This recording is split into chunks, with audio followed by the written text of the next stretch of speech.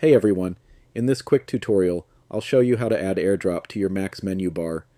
Perfect if you regularly share files between your Mac, iPhone, or other Apple devices. Before we jump in, don't forget to subscribe.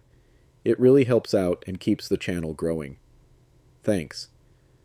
Alright, let's get started.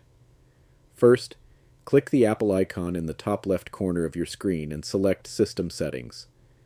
Next, on the left sidebar, scroll down and click on Control Center. Now scroll through the list until you find AirDrop. It might be set to Don't Show in Menu Bar by default. Click the drop-down menu next to AirDrop and select Always Show in Menu Bar.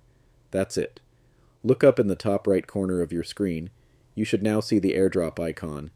Clicking it gives you quick access to your AirDrop visibility settings and lets you share files instantly. Super easy and convenient.